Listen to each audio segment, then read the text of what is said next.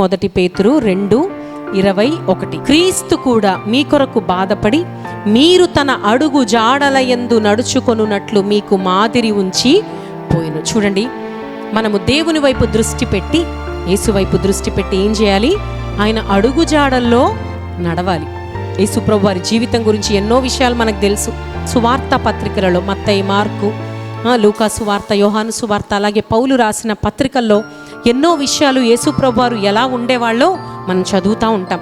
ఆయన ఎంత కనికర సంపన్నుడో, ఆయన ఎన్ని గొప్ప కార్యాలు చేశాడో, ఆయన దేవునితో ఎలా గడిపేవాడో, ఎంతగా ప్రార్థించేవాడో, ఎంతగా వాక్యం చదివేవాడో, ప్రతి విషయంలో కూడా ఆయన మాదిరిని మనకి కనపరిచాడు. అయితే దేవుని ప్రజలుగా మనము ఆయన అడుగు జాడల్లో నడవాలి. గొర్రెలు కాపరి వైపు చూస్తూ ఏం చేస్తాయి?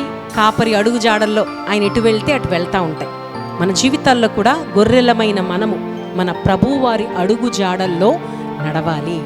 అడుగు జాడల్లో నడవాలంటే కాపరిని చూడాలా వద్దా?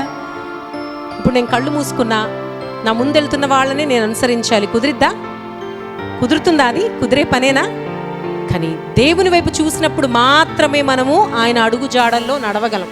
చాలాసార్లు మనం ప్రార్థన చేస్తాం, ప్రభువా నీ అడుగు జాడల్లో నేను నడవాలయ్యా, నీ అడుగులో అడుగు వేయాలి. నేను ఎలా వేస్తావు?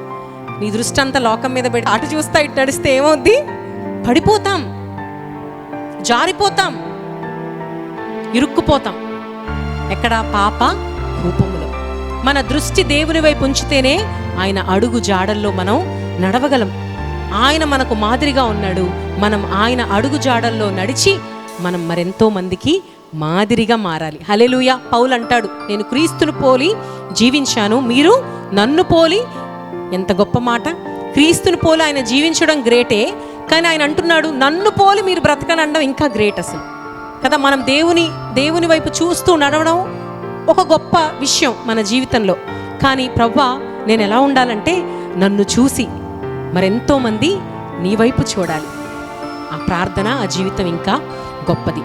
కనుక ఈ యొక్క సమయంలో దేవుడు మనల్ని దృష్టిస్తూ ఉన్నాడు, మనకు ఆలోచన చెప్తా ఉన్నాడు. అయితే మనము ఆయన ఇచ్చే ఆలోచన తీసుకోవాలన్నా, ఆయన మనకు చెప్పే విషయాలను, ఆయన మనకిచ్చే జ్ఞానాన్ని పొందుకోవాలన్నా మనం ఏం చేయాలి?